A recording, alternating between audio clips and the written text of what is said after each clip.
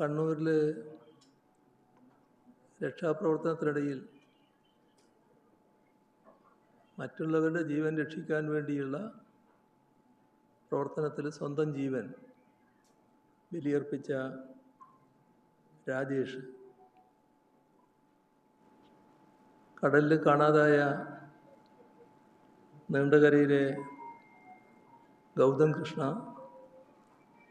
പുല്ലുവിളയിലെ John, ഇവരുടെയെല്ലാം കുടുംബങ്ങളെ കാണാൻ കഴിഞ്ഞിരുന്നു. അവർക്ക് ഒന്നും ആശ്വാസം ആവില്ലെങ്കിലും അവരുടെ ബുദ്ധിമുട്ടിൽ പങ്കുചേർന്നു സഹതപിക്കുക എന്നുള്ളത് മാത്രമേ ഇപ്പോൾ സാധിച്ചിട്ടുള്ളൂ. അവരെല്ലാവരും, ആ കുടുംബങ്ങൾ ഒരുപാട് പ്രശ്നങ്ങളാണ് അവതരിപ്പിച്ചിട്ടുള്ളത്. ആ പ്രശ്നങ്ങൾക്ക്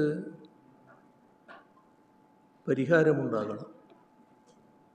ഇപ്പോഴും ഒരു അനിശ്ചിതത്വം ആ കാര്യത്തിൽ നിൽക്കുന്നുണ്ട്.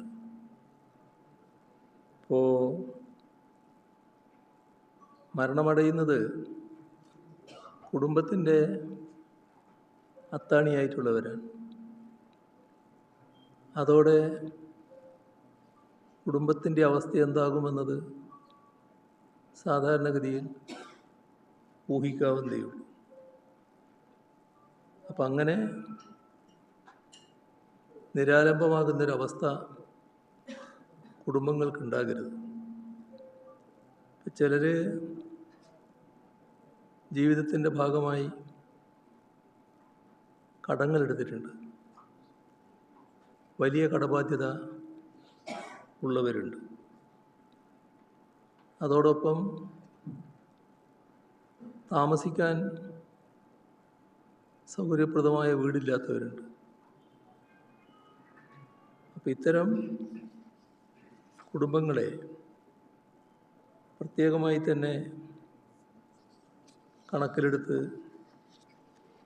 ആവശ്യമായ നടപടികൾ സ്വീകരിക്കണം. ഇതിലൊരു പുതുമയൊന്നുമില്ല. ഇത്തരം കാര്യങ്ങളിൽ നമ്മുടെ സംസ്ഥാനം സ്വീകരിക്കുന്ന നടപടികളുണ്ട്. ആ നടപടികൾ തുടരുകയാണ് ഏറ്റവും പ്രധാനം. ഈ കാലാനുസൃതമായി പഴയതിൽ നിന്ന് എന്തെങ്കിലും പുരോഗതി, അതായത് കൂടുതൽ സഹായം ചെയ്യാൻ കഴിയുമെങ്കിൽ അതും നല്ലതാണ്. ഇവിടെ വീടില്ലാത്തവർ, അവർക്ക് വീടുകൾ നിർമ്മിച്ച് നൽകണം. കടബാധ്യത ഉള്ളവരുടെ കടം തീർക്കുന്നതിനാവശ്യമായ നടപടികൾ ഗവൺമെൻറ്റിൻ്റെ ഭാഗത്തുണ്ടാകും. അതോടൊപ്പം കുടുംബത്തിൻ്റെ താങ്ങാണ് ഇല്ലാതായിട്ടുള്ളത്, കുടുംബനാഥൻ. അത് ഒന്നുകൊണ്ട് നികത്താനാവില്ലെങ്കിലും കുടുംബത്തിലുള്ള ഒരാൾക്ക് തൊഴിൽ കൊടുത്തുകൊണ്ട് അവരെ സഹായിക്കാൻ തയ്യാറാകും. ഇതൊക്കെ ഇത്തരം കാര്യങ്ങളിൽ നേരത്തെ നമ്മുടെ സംസ്ഥാനത്ത് നടപ്പാക്കിയ കാര്യങ്ങളാണ്. അത് നടപ്പാക്കുന്നതിന് സർക്കാർ തയ്യാറാകേണ്ടതുണ്ട്. രാജേഷിൻ്റെ കുടുംബത്തിൽ ഭാര്യയ്ക്ക് തൊഴിൽ എന്നതാണ് പൊതുവെ ഉയർന്നു വന്നിട്ടുള്ളത്. ചെറിയ കുട്ടികളാണ്. ആ കുട്ടികളുടെ വിദ്യാഭ്യാസം സർക്കാർ ചെലവിൽ സർക്കാർ ആ ബാധ്യത മുഴുവൻ ഏറ്റെടുക്കണം. വിദ്യാഭ്യാസത്തിനാവശ്യമായ സഹായം സർക്കാർ നൽകണം. മറ്റു കുടുംബങ്ങൾക്കും ഈ തരത്തിലുള്ള സഹായം തന്നെയാണ് ആവശ്യം. ഇവിടെ നീണ്ടകരയിലെ കുടുംബവും അവിടെ അവരാവശ്യമുയർത്തുന്നത് ആ അമ്മയുടെ ഒരു ആവശ്യമായിട്ട് പറഞ്ഞത് ഇളയ മകനുണ്ട്. ആ ഇളയ മകന് KMM-ൽ ജോലി കൊടുക്കണമെന്നുള്ളതാണ്.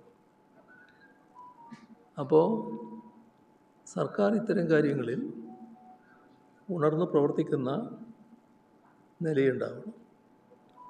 ഒരു കാര്യം അർത്ഥശങ്കക്കിടയില്ലാതെ വ്യക്തമാക്കുകയാണ്, നേരത്തെ പറഞ്ഞിട്ടുള്ളതാണ്. ദുരിതാശ്വാസ പുനരധിവാസ പ്രവർത്തനങ്ങൾക്ക് പ്രതിപക്ഷത്തിൻ്റെ പൂർണ്ണമായ സഹകരണവും പിന്തുണയും ഉണ്ടാകും. ഇപ്പോൾ കാലവർഷക്കെടുതിയിൽ നമ്മുടെ സംസ്ഥാനത്തിന് 127 കോടിയിൽ പരം രൂപയുടെ കാർഷിക നഷ്ടം ഉണ്ടായി എന്നാണ് പ്രാഥമികമായി വന്നിട്ടുള്ള കണക്ക്. ഇത് വർദ്ധിക്കുകയും ചെയ്യും. ഇതിപ്പോഴുള്ള ആദ്യത്തെ ഒരു കണക്കാണ്. അതോടൊപ്പം തന്നെ 9332 ഹെക്ടർ സ്ഥലത്ത് കൃഷി നശിച്ചു എന്നാണ് റിപ്പോർട്ട്. 45,904 കൃഷിക്കാരെ ഇത് ബാധിച്ചിട്ടുണ്ട്. എല്ലാ ജില്ലകളിലും നാശനഷ്ടങ്ങൾ ഉണ്ടായിട്ടുണ്ട്. എന്നാൽ വലിയ തോതിൽ ബാധിച്ചത് ജൂലൈ 31 വെള്ളം കയറിയപ്പോൾ ആകെ മുങ്ങിപ്പോകുന്ന അവസ്ഥയാണ് റാന്നിയിലും ആറന്മുളയിലും മറ്റും ഉണ്ടായത്. പത്തനംതിട്ട ജില്ലയിൽ റാന്നിയിൽ 500-ലധികം വ്യാപാര സ്ഥാപനങ്ങളിൽ, വീടുകളിൽ വെള്ളം കയറി. കോട്ടയം ജില്ലയിലും ചിലയിടങ്ങളിൽ വ്യാപകമായ രീതിയിൽ വെള്ളം കയറിയുള്ള നാശനഷ്ടങ്ങളുണ്ട്. ഇപ്പോൾ കോടിക്കണക്കിന് രൂപയുടെ നഷ്ടം, പ്രത്യേകിച്ച് ഓണക്കാലമായതുകൊണ്ട് ഓണത്തിന് വേണ്ടിയുള്ള സാധനങ്ങളൊക്കെ സംഭരിച്ചു വെച്ചതാണ്. അവിടെയാണ് ഒന്നും ചെയ്യാൻ പറ്റാതെ രാത്രി വെള്ളം കയറുന്ന അവസ്ഥയുണ്ടായത്. എല്ലാം നശിച്ചു പോകുന്ന നിലയാണ് വന്നിട്ടുള്ളത്. ഇപ്പോൾ പത്തനംതിട്ട, കോട്ടയം, ഇടുക്കി, ആലപ്പുഴ ഈ ജില്ലകളിലെ പ്രളയനില അതിരൂക്ഷമായിരുന്നു. കുട്ടനാട്ടിലും വലിയ നാശനഷ്ടങ്ങളാണ് വെള്ളക്കെട്ടുണ്ടാക്കിയത്. ഇപ്പോൾ കോട്ടയം ജില്ലയിൽ പൂഞ്ഞാറ്, അതുപോലെ ഇടുക്കിയിൽ കുടയത്തൂർ, പത്തനംതിട്ടയിൽ ചിറ്റാർ, കോന്നി, കൊക്കത്തോട് ഇവിടങ്ങളിലെല്ലാം ഉരുൾപൊട്ടലുമുണ്ടായി. കോട്ടയത്ത് തിക്കോയിലും വലിയ തോതിലുള്ള വെള്ളം കയറി നാശങ്ങളുണ്ടാക്കിയിട്ടുണ്ട്. അതുപോലെ തന്നെ തലനാട്ടിൽ കൂട്ടത്തോടെ 11ഓളം പശുക്കൾ മുങ്ങിച്ചാകുന്ന നിലയുണ്ടായിട്ടുണ്ട്. കണ്ണൂർ ചെറുപുഴയിൽ മണ്ണിടിച്ചിലുണ്ടായി. ആറളം ഫാമിലും വെള്ളം കയറി. ആലുവ ശിവരാത്രി മണപ്പുറം ക്ഷേത്രം പൂർണ്ണമായി തന്നെ വെള്ളം കയറുന്ന സ്ഥിതിയുണ്ടായി. മണ്ണിടിച്ചിലിൽ പാൽച്ചുരവും താമരശ്ശേരി ചുരവും അടച്ചതുകൊണ്ട് ആ ഘട്ടത്തിൽ വയനാട് ജില്ല തന്നെ പൂർണ്ണമായി ഒറ്റപ്പെടുന്ന അവസ്ഥയുണ്ടായി. ഇതിലൊക്കെയുള്ളൊരു പ്രശ്നം, കാലാവസ്ഥാ മുന്നറിയിപ്പ് അതിനനുസരിച്ച് മുൻകരുതലെടുക്കാൻ നമുക്ക് കഴിഞ്ഞില്ല എന്നുള്ളതാണ്. അതോടൊപ്പം വ്യാപകമായ വിമർശനമുയർന്നിട്ടുള്ളത്, നമ്മൾ ഇത്തരം ഘട്ടങ്ങളിൽ ആളുകളെ ക്യാമ്പുകളിൽ താമസിപ്പിക്കുമല്ലോ, ആ ക്യാമ്പുകളിൽ സൗകര്യമൊരുക്കുന്നതിൽ വീഴ്ചയുണ്ടായി എന്നതാണ്. ഇത് ആശ്ചര്യകരമായൊരു കാര്യമാണ്. കാരണം നമ്മുടെ കേരളത്തിൽ ഇത്തരത്തിലുള്ള ദുരന്തങ്ങൾ ചില ഘട്ടങ്ങളിലൊക്കെ ഉണ്ടായിട്ടുണ്ട്. ആ ഘട്ടത്തിലെല്ലാം ഈ തരത്തിൽ പുനരധിവാസ പ്രവർത്തനങ്ങൾ, താൽക്കാലിക ക്യാമ്പുകൾ, ഇതൊക്കെ നമ്മുടെ നാട്ടിൽ നടന്നിട്ടുള്ളതാണ്. അപ്പോൾ നമ്മുടെ ഉദ്യോഗസ്ഥന്മാർക്കും ബന്ധപ്പെട്ട വകുപ്പുകൾക്കും സർക്കാരിനാകെയും എന്തൊക്കെയാണ് ഇത്തരം കാര്യങ്ങൾ ചെയ്യേണ്ടത് എന്നതിനെക്കുറിച്ച് നല്ല വ്യക്തതയുള്ളതാണ്. അങ്ങനെയുള്ളൊരു സംസ്ഥാനത്ത് എങ്ങനെയാണ് ഇത്തരത്തിലുള്ള അബദ്ധങ്ങളുണ്ടായത്, വലിയ തോതിലുള്ള വിമർശനങ്ങൾക്കിടയാക്കുന്ന കാര്യങ്ങളുണ്ടായത്? അത് പ്രത്യേകം പരിശോധിക്കേണ്ടതാണ്. ഇവിടെ ഇപ്പോൾ പെട്ടെന്ന് തന്നെ ഉണ്ടായ നാശനഷ്ടങ്ങൾ കണക്കാക്കി ആ നാശനഷ്ടങ്ങളുടെ പ്രത്യേകത വെച്ചുകൊണ്ടുള്ള നഷ്ടപരിഹാരം നൽകുന്നതിനുള്ള നടപടികൾ സർക്കാർ സ്വീകരിക്കേണ്ടതായിട്ടുണ്ട്.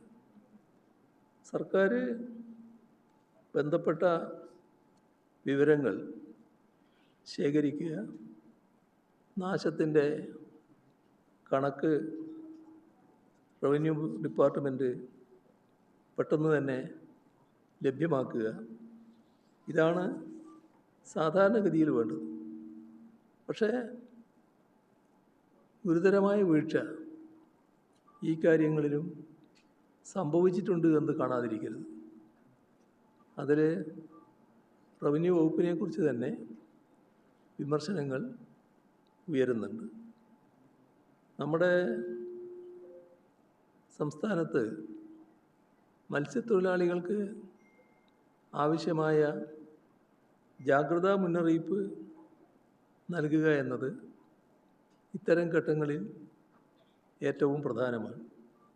ഇപ്പോൾ വരുന്ന ഒരു ആക്ഷേപം യാതൊരു മുന്നറിയിപ്പും ലഭിച്ചിരുന്നില്ല എന്നതാണ്. ഇവിടെ ജീവൻ നഷ്ടപ്പെട്ടതിനോടൊപ്പം തന്നെ കാണേണ്ടതാണ് മത്സ്യബന്ധന ഉപകരണങ്ങൾ വൻതോതിൽ നശിച്ചുപോയി എന്നുള്ളത്. അവിടെ കൊല്ലം ജില്ലയിൽ കണ്ടൊരു കാര്യം, ഒരു വള്ളം അവർ വീട് വിറ്റുണ്ടാക്കിയതാണ്. ആ വള്ളമാണ് പൂർണ്ണമായും നശിച്ചു പോയത്. വലയും മറ്റു കാര്യങ്ങളും എല്ലാം നശിച്ചു. അപ്പോൾ ജീവസന്ധാരണത്തിന് വേണ്ടി സ്വീകരിച്ച വലിയ പ്രതീക്ഷയോടെ സ്വീകരിച്ച നടപടികൾ ആകെ തകർന്ന് നിസ്സഹായാവസ്ഥയിലാകുന്ന കുടുംബങ്ങളാണ്. അപ്പോൾ അതിനെല്ലാം അർഹമായ നഷ്ടപരിഹാരം നൽകാൻ കഴിയണം. അതിൽ സാങ്കേതികമായ പ്രശ്നങ്ങൾ അല്ല ഗൗരവമായി നോക്കേണ്ടത്. നഷ്ടപരിഹാരം നൽകേണ്ട കാര്യങ്ങൾക്ക് നഷ്ടപരിഹാരം നൽകുന്നതിന് മുൻതൂക്കം നൽകണം. ഇപ്പോൾ ഒരു പ്രശ്നം ഇന്നലെ പറഞ്ഞത്, ഞാൻ ആ വീട് സന്ദർശിച്ചപ്പോൾ പറഞ്ഞൊരു കാര്യമാണ്. അവരുടെ ബോട്ട് വാങ്ങി, പുതിയ വള്ളമാണ്. ആ പുതിയ വള്ളം സാധാരണഗതിയിൽ ഇൻഷൂർ ചെയ്യണം. ഇൻഷൂർ ചെയ്യുന്നതിനുള്ള നടപടികൾ ആരംഭിക്കുകയാണ്. ആ ആരംഭിക്കുന്നതിനിടയ്ക്ക് ഒരു കടലിൽ പോവുകയാണ്. അപ്പോൾ സാധാരണഗതിയിൽ ഇങ്ങനൊരു കാര്യം പ്രതീക്ഷിക്കുന്നില്ല. അപ്പോൾ ഇൻഷൂർ ചെയ്യാൻ കഴിയുന്നില്ല.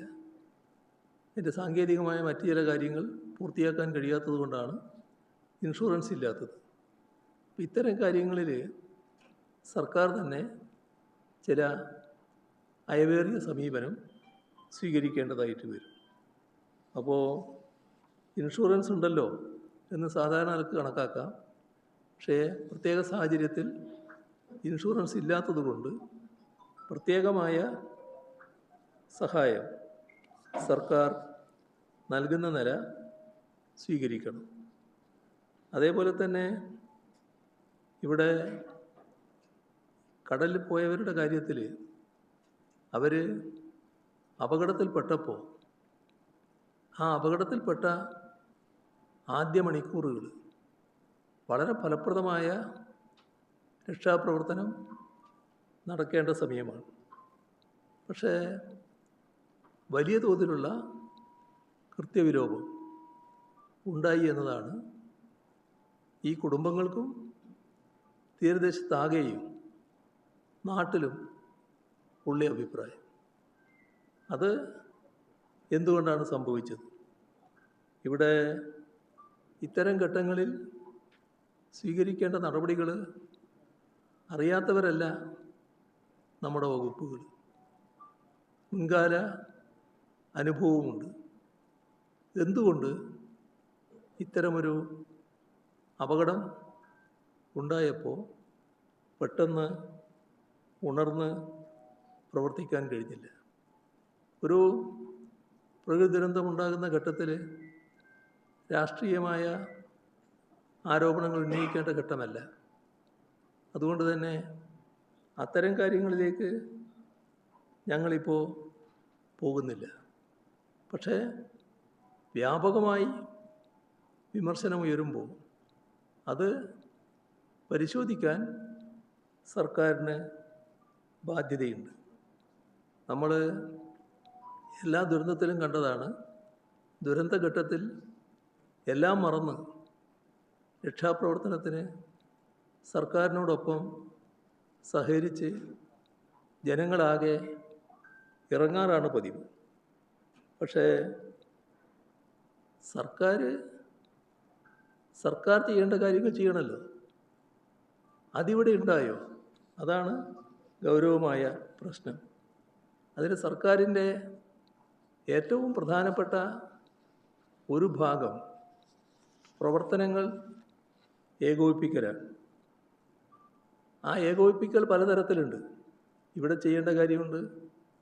കേന്ദ്ര ഏജൻസികൾ ഇടപെടേണ്ട കാര്യത്തിൽ അവരെ ബന്ധപ്പെടേണ്ടതുണ്ട്.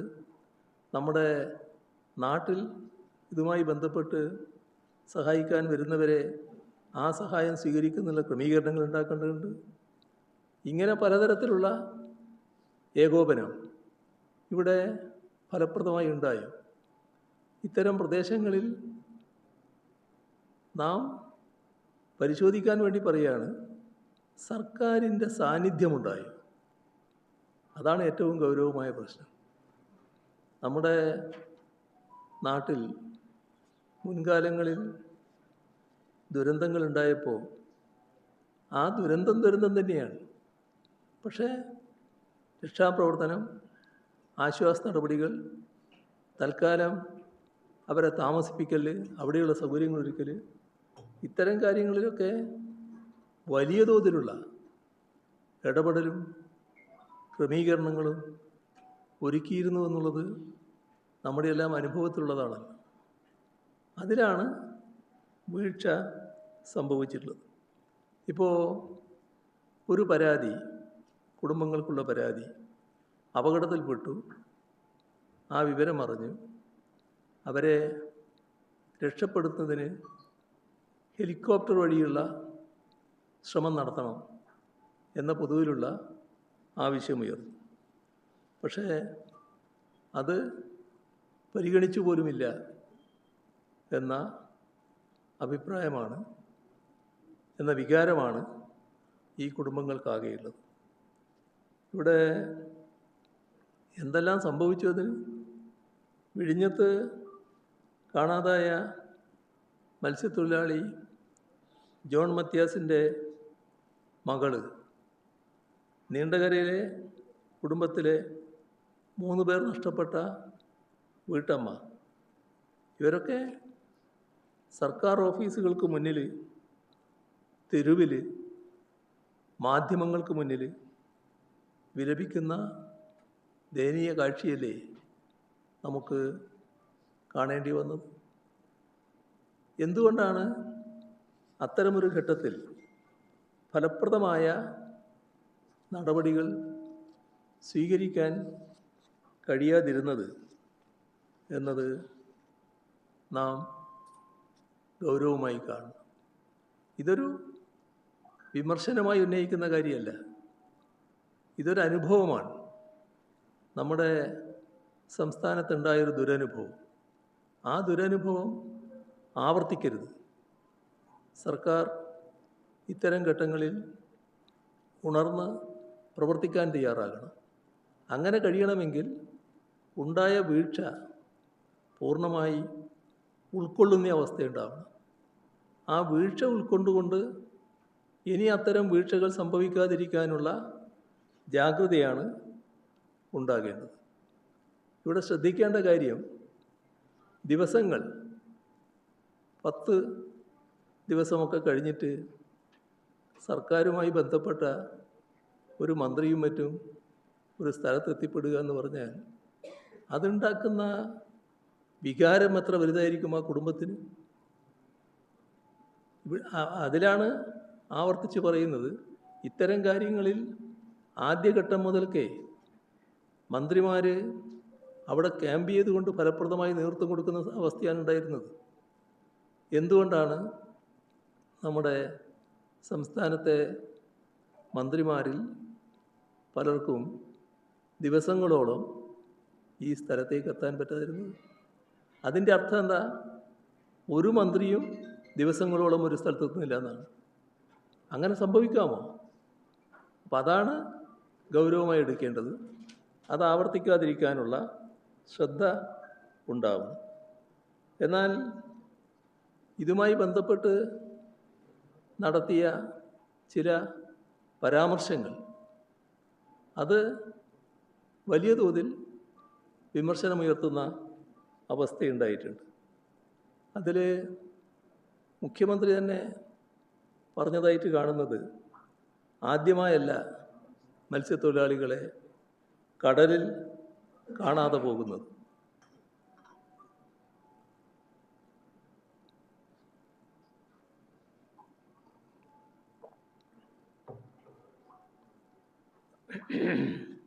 പിന്നെ അദ്ദേഹം പറഞ്ഞതായിട്ട് പുറത്ത് വന്നിട്ടുള്ള വാർത്ത, തീരപ്രദേശത്തെ ആളുകളെ അറിയാലോ എന്നോ മറ്റോ ഒരു പരാമർശം നടത്തിയതായിട്ടും പുറത്തു വന്നിട്ടുണ്ട്. ഇതൊക്കെ അതിവൈകാരികമായി പ്രതികരിക്കുന്ന അവസ്ഥയിലേക്ക് തീരപ്രദേശത്തെ ജനങ്ങളെ എത്തിച്ചിട്ടുണ്ട്. കാരണം ആ പ്രദേശത്തെ ജനങ്ങളെ ആകെ അവഹേളിക്കുന്ന ഒരു പ്രസ്താവനയാണ് എന്ന മട്ടിലാണ് ഈ ദുരന്തത്തിനിരയായ കുടുംബങ്ങളും അവിടെയുള്ള ജനങ്ങളും ഇതിനെ കാണുന്നത്. ഇവിടെ മറ്റൊരു കാര്യം ശ്രദ്ധിക്കേണ്ട കാര്യമാണ്, ഈ അപകടത്തിനിരയായ ജോൺ മത്യാസിൻ്റെ മകള് ജിജി സർക്കാരിൻ്റെ അനാസ്ഥക്കെതിരെ സംസാരിച്ചു. അവർ അനുഭവിക്കുന്ന വേദനയില്ലേ, ആ വേദനയുടെ ഭാഗമായിട്ട് ചിലപ്പോൾ പൊട്ടിത്തെറിച്ച് സംസാരിക്കുമല്ലോ, സാധാരണ നിലവിട്ടും സംസാരിക്കുമല്ലോ. പക്ഷേ അവരുന്നയിച്ച ന്യായമായ പ്രശ്നത്തിൻ്റെ മേലെ എങ്ങനെയാണ് പ്രതികരണമുണ്ടായത്? അവർക്ക് നേരെ UDF അനുകൂലികൾ ഭീകരമായ സൈബർ ആക്രമണമാണ് നടത്തിയത്. ഒരുതരം കൊട്ടേഷൻ സംഘം പോലെ ഇറങ്ങുകയാണ്. എന്നിട്ട് അവർക്കെതിരെ, അവരെല്ലാം നഷ്ടപ്പെട്ടു നിൽക്കുകയാണ്, അവർക്കെതിരെയാണ് വ്യാപകമായ സൈബർ ആക്രമണം നടത്തുന്നത്. ഈ സൈബർ ആക്രമണം സാധാരണഗതിയിൽ വലിയ കുറ്റമല്ലേ? ആ കുറ്റവാളികൾക്കെതിരെ എന്തെങ്കിലും നടപടിയെടുത്തോ? എന്തുകൊണ്ടാണ് നടപടിയെടുക്കാത്തത്? UDF അനുകൂലികളായവർ ചെയ്തതുകൊണ്ട് സർക്കാരിനെ സംരക്ഷിക്കാൻ വേണ്ടി ഇവർ ഇടപെട്ടു എന്നാണ്. ആ ധാരണയിൽ മറ്റ് നടപടികളിലേക്ക് കടന്നില്ല എന്നതാണ് വന്നിട്ടുള്ളത്. ഇവിടെ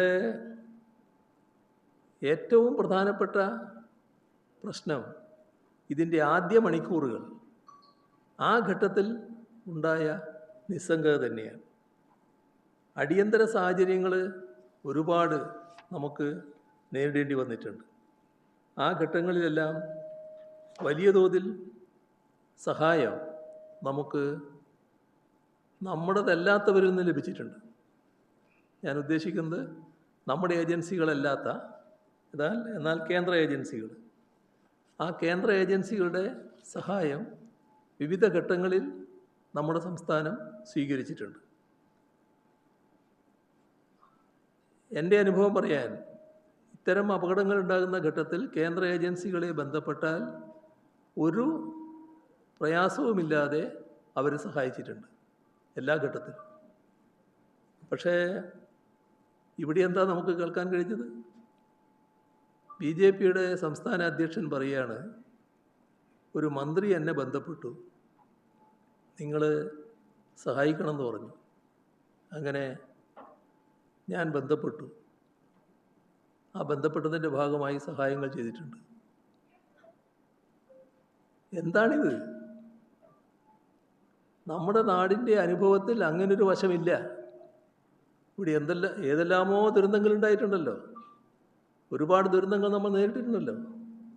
ആ ദുരന്തങ്ങൾ നേരിട്ട ഘട്ടത്തിലൊന്നും ഒരു രാഷ്ട്രീയ പാർട്ടിയുടെയും പ്രത്യേക സഹായം, ഏജൻസിയുടെ സഹായം ലഭ്യമാകുന്നതിന് വേണ്ടി തേടിയിട്ടില്ല. കേന്ദ്ര ഏജൻസിയെ നേരിട്ട് ബന്ധപ്പെടാം, സംസ്ഥാന ഗവൺമെൻറ് ബന്ധപ്പെടാം. സംസ്ഥാന ഗവൺമെൻറ് ബന്ധപ്പെട്ടാൽ നേവി അടക്കമുള്ള, ആർമി അടക്കമുള്ള ആളുകളുടെ സഹായം നമുക്ക് ലഭിച്ചിട്ടുണ്ട് ഏത് ഘട്ടത്തിൽ. എന്തിനാണ് ഒരു മന്ത്രി BJPയുടെ സംസ്ഥാന അധ്യക്ഷനോട് അഭ്യർത്ഥിച്ചിട്ട് അവരുടെ ഇടപെടലിലൂടെ സഹായത്തിന് വേണ്ടി കാത്തത്? എന്തേ അതുവരെ ബന്ധപ്പെടാതിരുന്നത്? എന്തുകൊണ്ടാണ് ബന്ധപ്പെടുന്നതിൽ വീഴ്ചയുണ്ടായത്? ഇത് ഗൗരവമായ പ്രശ്നമാണല്ലോ. നമ്മുടെ സംസ്ഥാനത്ത് ഇത്തരം കാര്യങ്ങൾക്ക് അടിയന്തര സന്ദേശം നൽകുന്ന രീതികളുണ്ടല്ലോ. ബന്ധപ്പെട്ട ഉദ്യോഗസ്ഥന്മാരെല്ലാം ഉണർന്ന് പ്രവർത്തിക്കുമല്ലോ. കേന്ദ്ര ഏജൻസികൾ നമുക്ക് നൽകിയ സഹായത്തിൻ്റെ ഭാഗമായി അവരുടെ സഹകരണത്തിൻ്റെ മേന്മ കണ്ട് ദുരന്തങ്ങൾക്കെല്ലാം ശേഷം അവരെ അനുമോദിക്കുന്ന ചടങ്ങ് നടത്തിയതാണ് നമ്മുടെ സംസ്ഥാനം. ആ തരത്തിലുള്ള സഹായമാണ് അവരിൽ നിന്ന് ലഭിച്ചിരുന്നത് ഓരോ ഘട്ടത്തിലും. എന്തേ ഇവിടെ അതിനെല്ലാം ഭംഗം വന്നത്? മാത്രമല്ല, കടലിൽ ജീവൻ നഷ്ടപ്പെട്ടവരുടെ കാര്യത്തിൽ എല്ലാ തരത്തിലുള്ള സംരക്ഷണ സഹായങ്ങളും, സഹായ പ്രവർത്തനങ്ങളും, പുനരധിവാസ പ്രവർത്തനങ്ങളും, കുടുംബത്തിൻ്റെ സഹായം ഉറപ്പിക്കലും എല്ലാം ഉണ്ടാകണമെന്നുള്ള ഭാഗം ഞാൻ നേരത്തെ പറഞ്ഞു. പക്ഷേ മുഖ്യമന്ത്രി പറഞ്ഞതായിട്ട് കാണുന്നത്, കടലിൽ കാണാതാകുന്നവർക്ക് ആനുകൂല്യം നൽകാൻ 7 വർഷം കാത്തിരിക്കണം എന്ന നിയമം UDF മാറ്റും.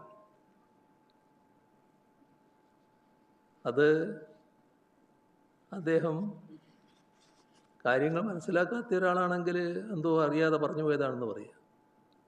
നമുക്ക് ഓർമ്മയില്ലേ ഓഖി ദുരന്തം? ഓഖി ദുരന്തമുണ്ടായ ഘട്ടത്തിലാണ് നമ്മുടെ രാജ്യത്ത് എവിടെയും ഇല്ലാത്ത തരത്തിലുള്ള ഇടപെടൽ സംസ്ഥാന സർക്കാരിൻ്റെ ഭാഗത്ത് നിന്ന് വന്നത്. കാരണം ഇതുമായി ബന്ധപ്പെട്ട് നഷ്ടപരിഹാരം നൽകൽ ചെറിയ തുകയായിരുന്നു. നഷ്ടപരിഹാരം നൽകുന്നതിനുള്ള സാങ്കേതിക പ്രശ്നങ്ങളുണ്ടായിരുന്നു. അപ്പോൾ നിയമപ്രശ്നം, സാങ്കേതിക പ്രശ്നം, ഇത്തരം നൂലാമാലകൾ, അതിൻ്റെ ഭാഗമായി ഒരു തടസ്സവും ഉണ്ടാകാൻ പാടില്ല എന്ന നിലപാട് തന്നെ സംസ്ഥാന സർക്കാർ എടുത്തു. അതിൻ്റെ ഭാഗമായി ആ സമയത്ത് കണ്ടെത്താൻ കഴിഞ്ഞില്ല എത്ര പേരെ? 33 പേരെ. അവരടക്കം 142 മത്സ്യത്തൊഴിലാളികൾ. ആ കുടുംബങ്ങൾക്കാകെ അതേവരെ രാജ്യത്തെവിടെയും നൽകാത്ത രീതിയിലുള്ള നഷ്ടപരിഹാരമാണ് നമ്മൾ നൽകിയത്. അതോടൊപ്പം ഈ കാണാതായവർക്ക് ഈ പറഞ്ഞ 7 വർഷത്തെ മാനദണ്ഡമില്ലേ, ആ 7 വർഷത്തെ മാനദണ്ഡം ബാധകമാക്കേണ്ടതില്ല എന്നും തീരുമാനിച്ചു. ഇതൊക്കെ സർക്കാർ ഫയലുകളിലുള്ളതല്ലേ, സർക്കാർ എടുത്ത നടപടിയല്ലേ, രഹസ്യമായിട്ട് എടുത്തതല്ലല്ലോ. ഞാൻ ഓർക്കുന്നത് അതുമായി ബന്ധപ്പെട്ട് സെക്രട്ടറി തല കമ്മിറ്റി ഉണ്ടായിരുന്നു. അവരുടെ ഒരു പരിശോധനയുടെ ഭാഗമായിട്ടാണ് റിപ്പോർട്ടുകൾ വന്നത്. അതിൻ്റെ ഭാഗമായിട്ട് നടപടിയാണ് സ്വീകരിച്ചത്. അതെല്ലാം നടന്നൊരു നാടല്ലേ ഇത്? അതെല്ലാം അറിയാവുന്നവരല്ലേ നാട്ടുകാർ? അതെല്ലാം അറിയാവുന്നവരല്ലേ തീരദേശത്തെ ജനങ്ങൾ? അവരോടാണ് ഈ നിയമം UDF മാറ്റുമെന്ന് പറയുന്നത്. നമ്മൾ മാറ്റിയതാണല്ലോ, കീഴ്വഴക്കമുണ്ടല്ലോ, അതനുസരിച്ച് നടപടികൾ സ്വീകരിക്കാമല്ലോ. ഓക്കി ഘട്ടത്തിൽ സ്വീകരിച്ച നടപടികൾ ഇപ്പോൾ സ്വീകരിച്ചാൽ മതിയല്ലോ. കാണാതായവരുടെ കാര്യത്തിൽ അത്തരം നടപടികളിലേക്ക് കടക്കാമല്ലോ. നമ്മൾ ഓർക്കേണ്ടത്, ആ ഘട്ടത്തിൽ 22 ലക്ഷം രൂപ വീതമാണ് ധനസഹായം നൽകിയിരുന്നത്. ചില സംസ്ഥാനങ്ങളിൽ മത്സ്യത്തൊഴിലാളികളുടെ പ്രക്ഷോഭം നടന്ന് നിങ്ങൾ ഓർക്കുന്നുണ്ടാവും. കേരളം ഇങ്ങനെ ചെയ്തിരിക്കുന്നു, ഞങ്ങൾക്ക് കേരളത്തിൻ്റെ മാതൃകയിലുള്ള സഹായം ലഭിക്കണം എന്ന് പറഞ്ഞുകൊണ്ട് നടന്ന പ്രക്ഷോഭം. ആ തരത്തിലുള്ള ഇടപെടലായിരുന്നു നമ്മുടെ ഭാഗത്തു നിന്നുണ്ടായിരുന്നു. അതിൻ്റെ കൂടെ നമ്മൾ സൃഷ്ടിച്ച കീഴ്വഴക്കമുണ്ടല്ലോ. കുടുംബനാഥൻ നഷ്ടപ്പെട്ട കുടുംബത്തിന് ജോലി, കുട്ടികൾക്ക് വിദ്യാഭ്യാസം, അവരുടെ സംരക്ഷണം, അതിനായി 2035 വരെ 13.5 കോടി രൂപ ട്രഷറിയിൽ നിക്ഷേപിക്കൽ, ഇവയെല്ലാം നടന്ന നാടാണിത്. അതിൻ്റെ അനുഭവമുള്ളവരാണ് തീരദേശത്തെ മത്സ്യത്തൊഴിലാളികൾ.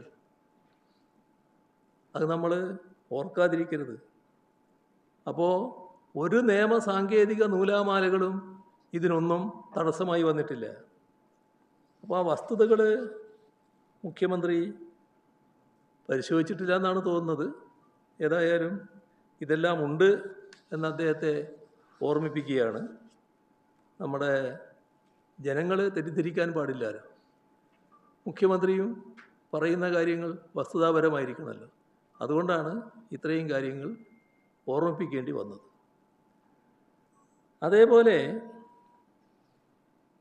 മുഖ്യമന്ത്രി നടത്തിയൊരു പ്രസ്താവന, എത്ര ആലോചിച്ചിട്ടും എന്താണ് അങ്ങനെ ഒരു പ്രസ്താവന അദ്ദേഹം നടത്താനിടയായത് എന്ന് പിടികിട്ടുന്നില്ല. അദ്ദേഹം പറഞ്ഞത്, ഇപ്പോൾ 3 പേരെയല്ലേ കാണാതായത്, എന്നാൽ LDFൻ്റെ കാലത്ത് 148 പേരെ കടലിൽ കാണാതായി. ഇത് ഒരു മുഖ്യമന്ത്രി പറയേണ്ട കാര്യമാണോ? മുഖ്യമന്ത്രി എന്ന നിലയിൽ നടത്തേണ്ട പ്രതികരണമാണോ? പ്രകൃതിക്ഷോഭങ്ങൾക്ക് രാഷ്ട്രീയ മാനം നൽകണോ? അത്യന്തം ഹീനമായ നിലപാടല്ലേ ഇത്?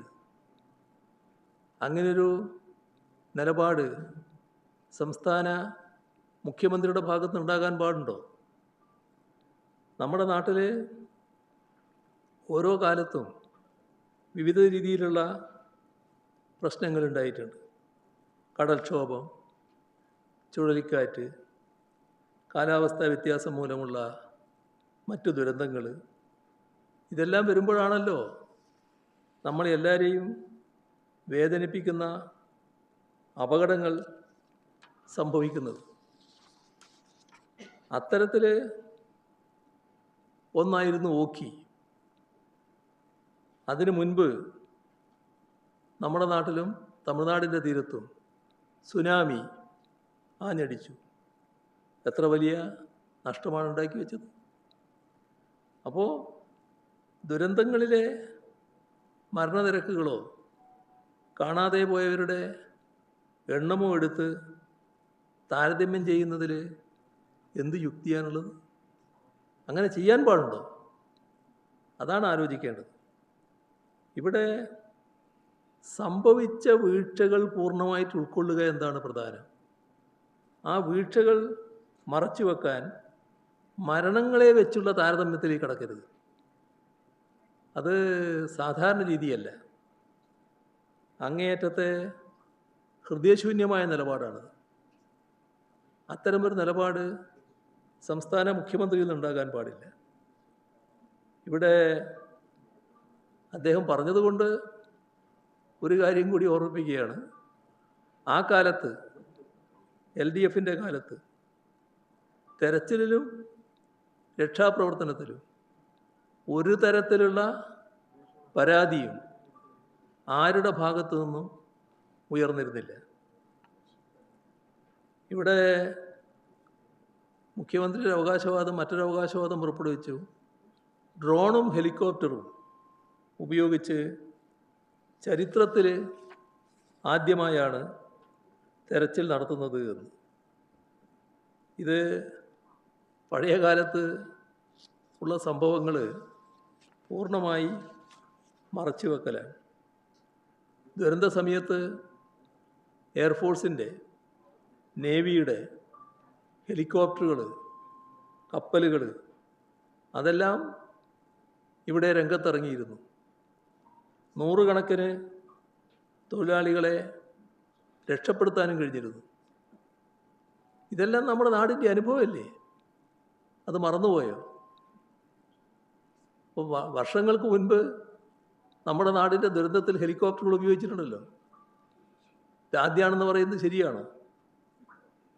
ഇപ്പോൾ ഹെലികോപ്റ്ററും ഡ്രോണും ഒക്കെ ഇറങ്ങിയെന്ന് പറയുമ്പോൾ അതിലുള്ള പ്രശ്നം എന്താണ്?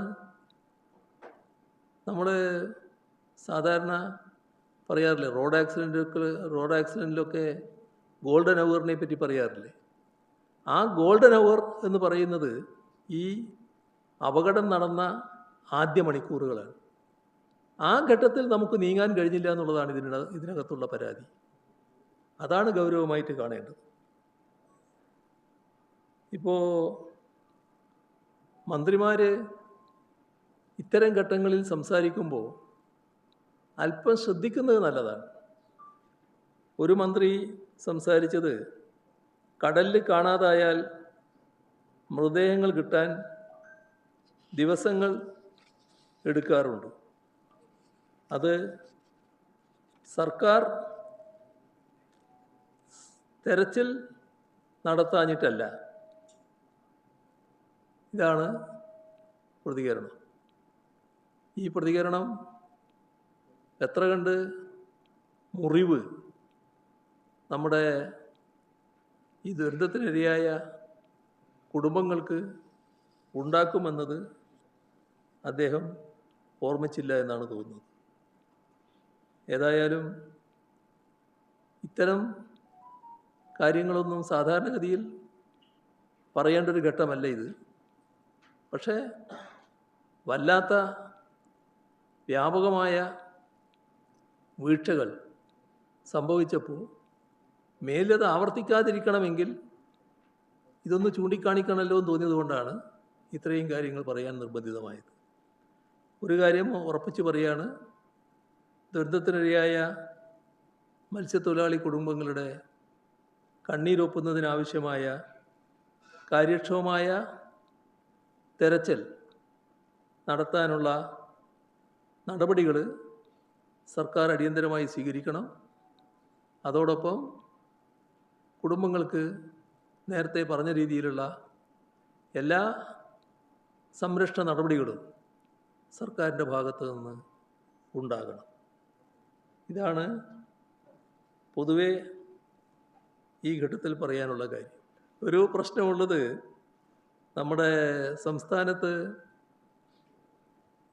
ഭരണത്തിൻ്റെ ഏറ്റവും പ്രധാനപ്പെട്ട വിഭാഗമാണല്ലോ ഉദ്യോഗസ്ഥ വിഭാഗം. ഈ ഉദ്യോഗസ്ഥന്മാരുടെ ഇടയിൽ വലിയ തോതിലുള്ള അസ്വസ്ഥത, അസംതൃപ്തി രൂപം കൊള്ളുന്നു എന്നത് ഗൗരവമായി കാണേണ്ടതായിട്ടുണ്ട്. അത് ഭരണമാറ്റത്തിൻ്റെ മറവിൽ സർക്കാരും ഭരണാനുകൂല സംഘടനാ നേതാക്കളും രാഷ്ട്രീയ താൽപ്പര്യാർത്ഥം മാനദണ്ഡങ്ങൾ പൂർണ്ണമായി ലംഘിച്ചുകൊണ്ടാണ് സ്ഥലമാറ്റം നടത്തുന്നത്. മാത്രമല്ല, വ്യത്യസ്ത രീതിയിലുള്ള പീഡനങ്ങൾ, ഭീഷണി ഇതെല്ലാം തുടരുകയാണ്. സർവീസ് മേഖലയാകെ കടുത്ത അസ്വസ്ഥത ഉണ്ടായിരിക്കുന്നു. ഇത്തരത്തിലുള്ള പ്രതികാര നടപടികളുടെ ഭാഗമായി പല ജീവനക്കാരും അതിന് ഇരകളാവുകയാണ്. അതിൻ്റെ ഭാഗമായി ജീവൻ പൊലിയുന്ന ദാരുണമായ സംഭവങ്ങളും ഉണ്ടായിട്ടുണ്ട്. ഇപ്പോൾ ചൊക്ലി ഫാമിലി ഹെൽത്ത് സെൻ്ററിലെ സി ദീപാലേഖ അവർ പല സ്ഥലമാറ്റങ്ങൾക്ക് വിധേയമായി എന്നാണ് പറയുന്നത്. സ്ഥലമാറ്റത്തെ തുടർന്ന് പലതരത്തിലുള്ള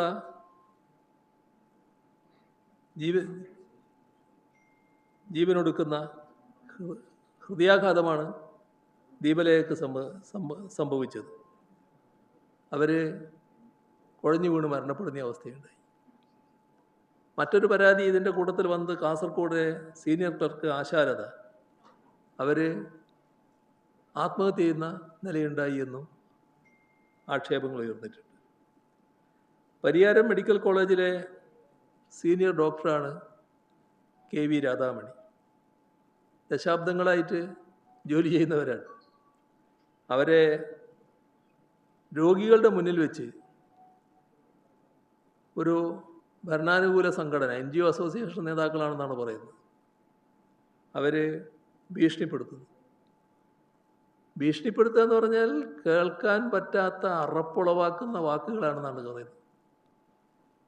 അപ്പോൾ സാധാരണഗതിയിൽ അത്തരമൊരു അനുഭവമൊന്നും അവർക്കുണ്ടാവില്ലല്ലോ.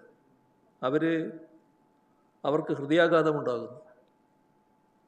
ഹോസ്പിറ്റലിൽ വെച്ച് തന്നെ ആയതുകൊണ്ട് അപ്പം തന്നെ അവിടെ അഡ്മിറ്റ് ചെയ്യാനുള്ള സൗകര്യം ഉണ്ടായി എന്നുള്ളത് മറ്റൊരു കാര്യം. പക്ഷേ എത്ര ഹീനമായാണ് പെരുമാറുന്നത്.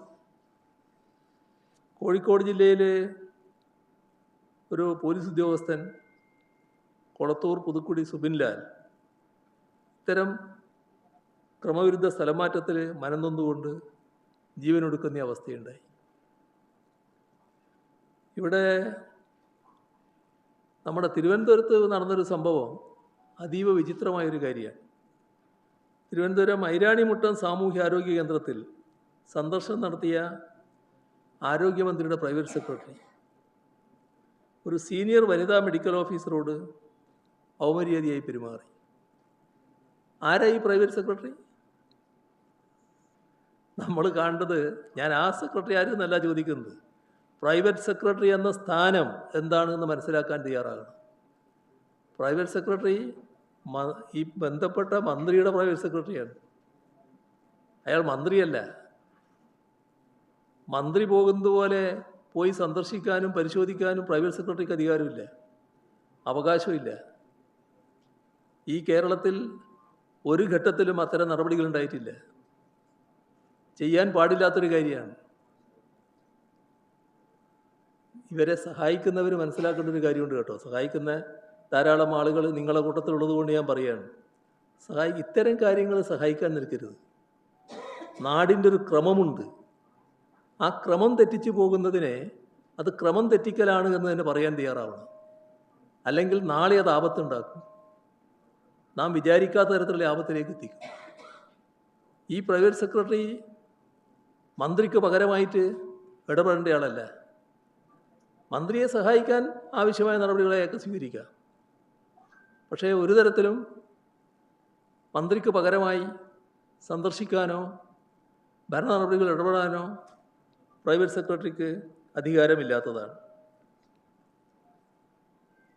വകുപ്പ് മേധാവികളോ ഉയർന്ന ഉദ്യോഗസ്ഥരോ അവരാണ് സർക്കാർ ഓഫീസുകളിൽ ഇത്തരം പരിശോധനകൾ നടത്താറുള്ളത്.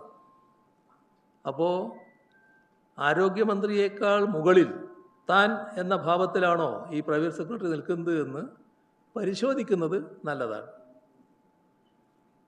ഇവിടെ ഇത്തരം കാര്യങ്ങളിലൊരു കുറിപ്പ് ഞാൻ എഴുതിയപ്പോൾ അതിൽ റവന്യൂ മന്ത്രി അതിനെതിരായി പ്രതികരിച്ചതായി കണ്ടു. അദ്ദേഹം പറയുന്നത് മെയ് 18 അധികാരത്തിൽ വന്ന സർക്കാരിന് മെയ് 12 നടന്ന ട്രാൻസ്ഫറിൽ എന്ത് ഉത്തരവാദിത്തമാണ് എന്നാണ് ചോദിക്കുന്നത്. അദ്ദേഹം മറന്നുപോകുന്ന കാര്യമുണ്ട്. ഞങ്ങൾ നിയമസഭയിൽ ഇക്കാര്യത്തിൽ അടിയന്തര പ്രമേയം അവതരിപ്പിച്ചിരുന്നു. അത് സഭാരേഖയിലുണ്ട്. നിയമസഭാ തെരഞ്ഞെടുപ്പ് ഫലം വന്ന ഉടൻ മെയ് 4 തന്നെ ഞങ്ങൾ രാജി സമർപ്പിച്ചു. തുടർന്ന് ഭരണമാറ്റം അത് മുതലെടുത്തുകൊണ്ട് ഭരണാനുകൂല സർവീസ് സംഘടനാ നേതാക്കൾ ലെറ്റർ പേഡുകളിൽ സ്ഥലം മാറ്റത്തിനുള്ള നിർദ്ദേശങ്ങൾ ഉന്നത ഉദ്യോഗസ്ഥർക്ക് നിയമവിരുദ്ധമായി നൽകുകയാണ്. ആ ലെറ്റർ പാഡിൽ തയ്യാറാക്കി നൽകുന്ന പട്ടികകൾ അതേപടി സൂചനയായി കാണിച്ചുകൊണ്ട് സ്ഥലം മാറ്റ ഉത്തരവുകൾ മെയ് 18 മുൻപ് ഇറങ്ങുകയാണ്. ഇത് ഉത്തരവിലുണ്ട്.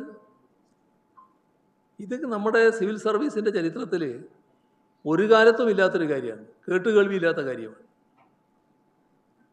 അപ്പോൾ ഭരണത്തിൻ്റെ മറവിൽ ഭരണാനുകൂല അണികൾ നടത്തുന്ന ഇത്തരത്തിലുള്ള നിയമവിരുദ്ധ നടപടികൾക്ക് സർക്കാർ പിന്തുണ നൽകുകയാണ്. മന്ത്രിമാരും മുഖ്യമന്ത്രിയും അതിന് പിന്തുണ നൽകുകയാണ്. സർവീസ് അവകാശങ്ങൾക്കായി ശബ്ദമുയർത്തുന്ന ജീവനക്കാരും സംഘടനകളും അവരെയെല്ലാം പൊതുവേദികളിൽ അപഹസിക്കുകയും പരസ്യമായി ഭീഷണിപ്പെടുത്തുകയും ചെയ്യുന്ന സമീപനമാണ് മുഖ്യമന്ത്രി അടക്കം സ്വീകരിക്കുന്നത്.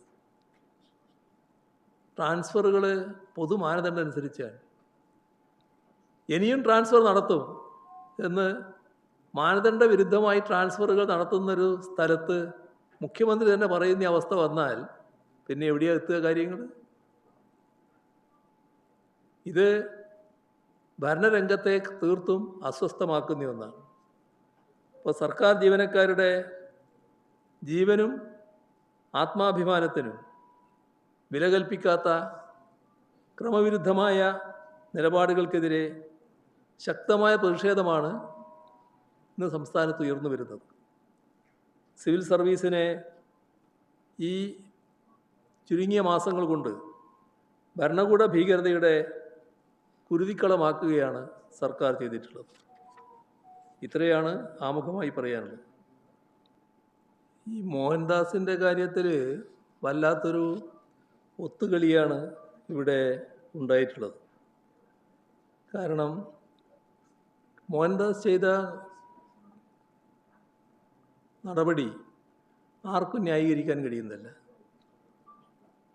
എല്ലാവരും അപലപിച്ചൊരു കാര്യമാണ്. അത് RSSൻ്റെ ഉള്ളിരിപ്പാണ് വ്യക്തമാക്കുന്നത്. RSSൻ്റെ ഒരു താത്വികാചാരനായിട്ടാണല്ലോ മോഹൻദാസ് പ്രത്യക്ഷപ്പെടാറുള്ളത്. ഇവിടെ ഒരു പേഴ്സണമെന്ന രീതിയിലുള്ള അറസ്റ്റാണ് നടന്നത്. അറസ്റ്റിന് മുൻപ് പാലിക്കേണ്ട നിയമ നടപടികൾ അത് ഒന്നും പാലിച്ചില്ല. അത് ബോധപൂർവം വീഴ്ച വരുത്തിയതാണ്. പോലീസിന് അറിയാത്തത് കൊണ്ടല്ല ഈ കാര്യങ്ങൾ നടപടിക്രമം പാലിക്കാതിരുന്നത്. നടപടിക്രമം പാലിച്ചില്ലെങ്കിൽ എന്ത് സംഭവിക്കുമെന്ന് നല്ല നിശ്ചയമുള്ളതുകൊണ്ടാണ് ഇത്തരത്തിലൊരു നടപടി ഉണ്ടായത് എന്ന് വേണം കാണാൻ.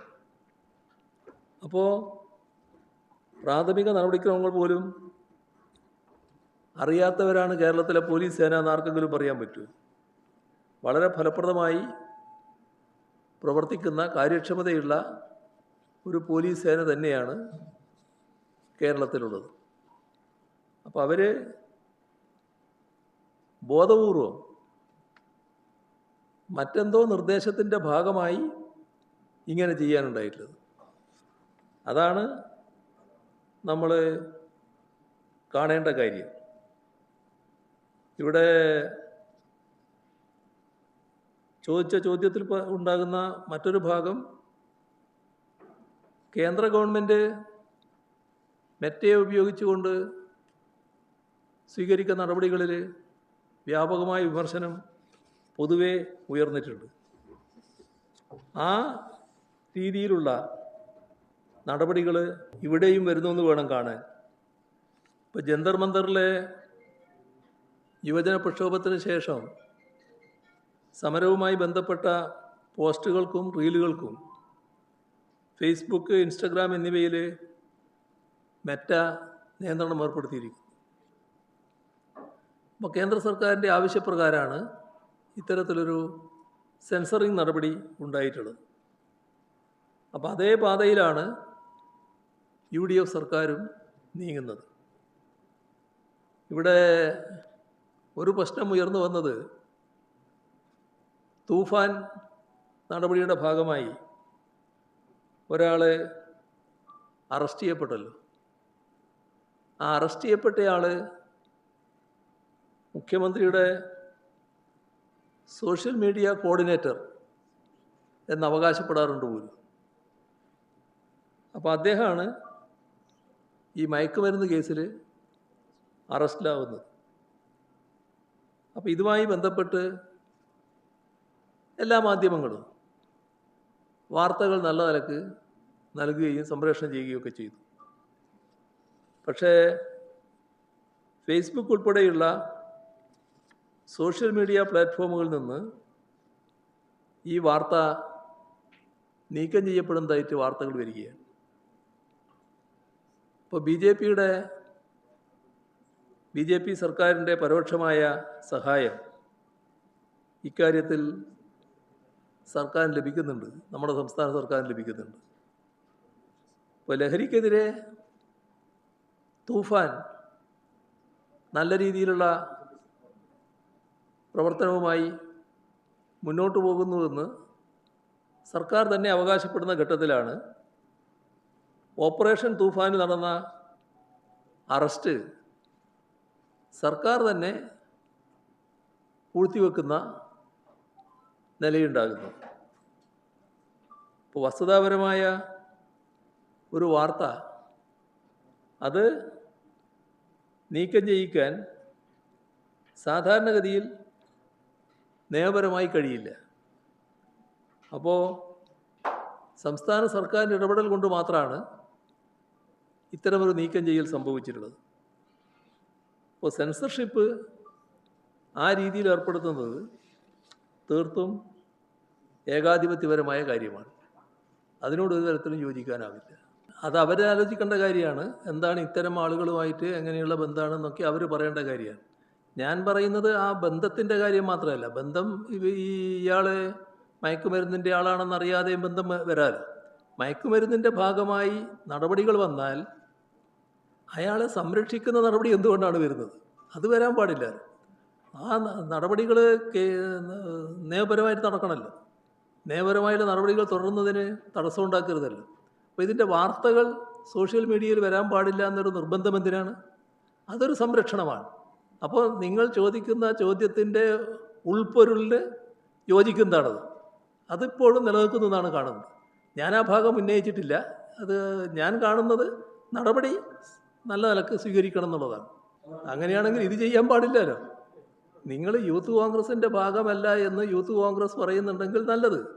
പക്ഷേ എന്തുകൊണ്ട് സംരക്ഷണത്തിന് തയ്യാറായി?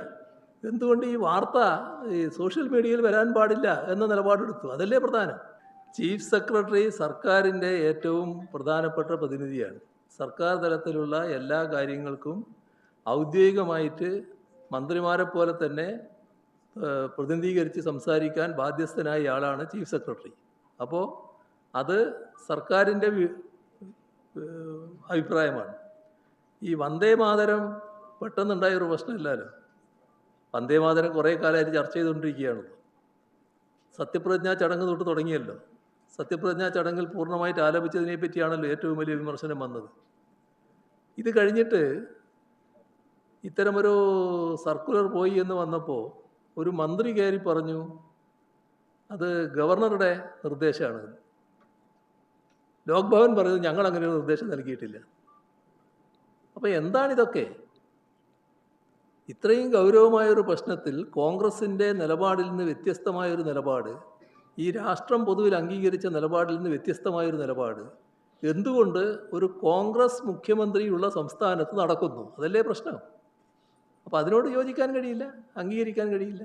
മെസ്സി നമ്മുടെ ലോകത്തിൻ്റെ മുന്നിലുള്ള ഒരു കായിക പ്രേമികളുടെയും എല്ലാവരുടെയും ഒരു നല്ല മനസ്സോടെ കാണുന്നൊരു വ്യക്തിയാണല്ലോ അദ്ദേഹം. നല്ല രീതിയിൽ കേരളത്തിൽ അദ്ദേഹത്തിന് ആരാധകരെ പോലെ തന്നെയുള്ള ആളുകളുണ്ട്. എല്ലാവർക്കും അറിയാലോ അത്. നമുക്ക് നല്ലൊരു സ്പോർട്സ് സംസ്കാരമാണല്ലോ കേരളത്തിലുള്ളത്. ഒരു ഘട്ടത്തിൽ മെസ്സിയുടെ സന്ദർശനവുമായി ബന്ധപ്പെട്ട ചില പ്രശ്നങ്ങൾ ഇവിടെ ഉണ്ടായിരുന്നുള്ളത് വസ്തുതയാണ്. അതിൻ്റെ ഭാഗമായി ആ ടീം അവർക്ക് വരുന്നതിനാവശ്യമായ നടപടികൾ സ്വീകരിക്കുന്നതിൽ ചില നടപടികൾ ഉണ്ടായി എന്നതും നമ്മൾക്കെല്ലാം അറിയാവുന്ന കാര്യമാണ്. ആ കാര്യത്തിൽ അന്ന് കാര്യങ്ങൾ കൈകാര്യം ചെയ്ത മന്ത്രി എന്ന നിലക്ക് ശ്രീ അബ്ദുറഹിമാൻ തന്നെ കാര്യങ്ങൾ വ്യക്തമാക്കിയിട്ടുണ്ട്. അതിനകത്ത് ഈ പറയുന്ന തരത്തിലുള്ള ഒരു പ്രശ്നവും അടങ്ങിയിട്ടില്ല. വരണമെന്ന് പൊതുവിൽ നാട് ആഗ്രഹിച്ചിരുന്നു, വരുന്നതിനെ നമ്മൾ സ്വാഗതം ചെയ്തിരുന്നു. പക്ഷേ അവർക്ക് അവരുടേതായ കാരണങ്ങളാൽ വരാൻ പറ്റിയില്ല എന്നുള്ളതാണ് പിന്നീട് സംഭവിച്ചത്. അതിൻ്റെ മേലെ എന്തന്വേഷണം നടത്താനാണെന്ന് അന്വേഷിച്ചാലേ പറയാൻ പറ്റും. സ്പെയിനിൽ മന്ത്രി പോകുന്നതിന് വേറെ കരാറൊന്നും വേണ്ട. മന്ത്രിക്ക് സ്പെയിനിൽ പോകുന്നതിന് കരാറൊന്നും ആവശ്യമില്ല. അതെ, കരാർ എന്ന് പറയുന്നത് എന്താണ്? ഗവൺമെൻറ്റുമായിട്ടല്ലല്ലോ ഇത്തരം നടപടികൾ. അതെല്ലാം മന്ത്രി തന്നെ പറയുമല്ലോ. മന്ത്രി തന്നെ അന്നത്തെ മന്ത്രി കാര്യങ്ങൾ വിശദീകരിച്ചിട്ടുണ്ടല്ലോ. ഇപ്പോൾ നമ്മൾ ഈ നാട്ടിലാകെ ഇങ്ങനെ വല്ലാതെ പ്രശ്നങ്ങളൊക്കെ ഉണ്ടാകുമ്പോൾ അത് കുറച്ചൊരു വിഷമം ഉണ്ടാക്കുന്ന കാര്യമാണല്ലോ. അപ്പോൾ ഒന്നിരിക്കട്ടെ, ഒന്ന് ഇങ്ങോട്ട് തിരിച്ചും എന്നൊരു ആലോചനയുണ്ടാവും. അതും അവരെൻ്റെ വഴിക്ക് വരട്ടെ, അതുകൊണ്ട് സാരമൊന്നുമില്ല. അതൊന്നും ഞങ്ങളെ അധികം ബാധിക്കുന്ന കാര്യമല്ല. ഇനി അവർക്കെന്താ അന്വേഷിക്കേണ്ടതെന്ന് വെച്ചാൽ അന്വേഷിക്കട്ടെ. എല്ലാ സ്റ്റേഡിയം ഇദ്ദേഹം വന്നാലുള്ള നടപടികൾക്കായിട്ട് സ്റ്റേഡിയം കൊടുക്കാൻ വേണ്ടി തീരുമാനിച്ചു എന്നുള്ളത് ശരിയാണ്. ആ വരുന്നതിനാവശ്യമായ നടപടികൾ അവിടെ സ്വീകരിക്കേണ്ടതുണ്ടായിരുന്നു. അപ്പോൾ അന്താരാഷ്ട്ര തലത്തിലുള്ള സ്റ്റേഡിയമായിട്ട് മാറണ്ടേ? നമ്മൾ അന്താരാഷ്ട്ര സ്റ്റേഡിയമാണെങ്കിലും അതിനുള്ള അറ്റകുറ്റപ്പണികൾ നടക്കണ്ടേ? അതുപോലുള്ള കാര്യങ്ങൾക്ക് ആവശ്യമായ നടപടികൾ ആരംഭിച്ചിരുന്നു, അത്രയേ ഉള്ളൂ. അല്ല, അതൊക്കെ എന്തടിസ്ഥാനത്തിൽ പറഞ്ഞു എന്നുള്ളത് മന്ത്രി തന്നെ വ്യക്തമാക്കുന്നുണ്ടല്ലോ, അന്നത്തെ മന്ത്രി വ്യക്തമാക്കുന്നുണ്ടല്ലോ. ആ കാര്യങ്ങൾ പൂർണ്ണമായിട്ട് മനസ്സിലാക്കാൻ ബാധ്യസ്ഥനായ ഒരാളല്ല ഞാൻ. അതിൻ്റെ ചില കാര്യങ്ങൾ മനസ്സിലാക്കുക എന്നല്ലാതെ A to Z കാര്യങ്ങൾ ഞാൻ അറിയേണ്ടതായിട്ടില്ല സാധാരണഗതിയിൽ. പക്ഷേ അതിനകത്ത് യാതൊരു ക്രമക്കേടുമില്ല എന്നുള്ളത് എനിക്ക് ഉറപ്പിച്ച് പറയാം. എന്താണ് മെസ്സിയെ കൊണ്ടുവരുന്നതിനാവശ്യമായ നടപടികളാണ് ആദ്യം തുടങ്ങിയത്. അതിൻ്റെ ഭാഗമായിട്ട് നല്ല മുന്നേറ്റം ഉണ്ടായിട്ടുണ്ട്. അതിൻ്റെ ഭാഗമായി ചില ധാരണകളും ഉണ്ടായിരുന്നു എന്നുള്ളത് വസ്തുതയാണ്. അതിൻ്റെ കടലാസുകൾ തൻ്റെ കയ്യിലുണ്ട് എന്ന് അന്നത്തെ മന്ത്രി അബ്ദുറഹിമാൻ പറഞ്ഞു കഴിഞ്ഞല്ലോ. അപ്പോൾ അത് കൂടുതൽ നിങ്ങൾ അദ്ദേഹത്തോട് ചോദിച്ചാൽ കിട്ടും. അതിൽ സാധാരണഗതിയിൽ നമ്മൾ ഗവൺമെൻറ്റുകൾ, കേരളത്തിൻ്റെ ഒരു അവസ്ഥ മാറി മാറി ഗവൺമെൻറ് ആയിരുന്നല്ലോ നേരത്തെ ഉണ്ടായിരുന്നത്. കഴിഞ്ഞ 21 മാത്രമാണല്ലോ തുടർച്ചയായിട്ട് വന്നത്. അതുവരെയുള്ള കുറേ കാലത്തെ അനുഭവം മാറി മാറി ഗവൺമെൻറ്റുകൾ വരുന്നത്. ഞങ്ങൾ 2016 അധികാരത്തിൽ വരുമ്പോൾ ധാരാളം പേർ താൽക്കാലിക ജീവനക്കാരായിട്ടുണ്ട്, ഡെയിലി വേജസുകാരായിട്ടുണ്ട്, പലതരത്തിലുള്ള പല തലങ്ങളിൽ ഉദ്യോഗത്തിലിരിക്കുന്നവരുണ്ട്. ഈ ഉദ്യോഗത്തിൻ്റെ ഒരു പ്രശ്നം എന്താണെന്ന് പറഞ്ഞാൽ, ആ ഉദ്യോഗത്തിലിരിക്കുന്നവർ കുറച്ചു കാലം ആ ഉദ്യോഗസ്ഥരായിരിക്കുമ്പോൾ അതിനനുസരിച്ചുള്ളൊരു ജീവിതക്രമം അവർ ജീവിച്ചു പോവുകയാണ്. നമ്മളൊരു ഗവൺമെൻറ് വന്നു, ഈ പിരിച്ചുവിടാൻ പറ്റുന്ന ആളുകൾ ആരൊക്കെയാണ് എന്ന് നോക്കലല്ല ആദ്യത്തെ ഗവൺമെൻറ് പണി. ഞങ്ങളാ നടപടി ഏതായാലും എടുത്തില്ല. നേരത്തെ ഇരിക്കുന്നവരാരാണോ അവരവിടെ ഇരിക്കട്ടെ എന്ന നിലപാട് എടുത്തു. അവരെ ആരെയും പിരിച്ചുവിടാൻ ഞങ്ങൾ പോയില്ല. ഇപ്പോൾ കാണുന്നത് എന്താ? താൽക്കാലിക ജീവനക്കാരെ ആകെ പിരിച്ചുവിടുന്നു.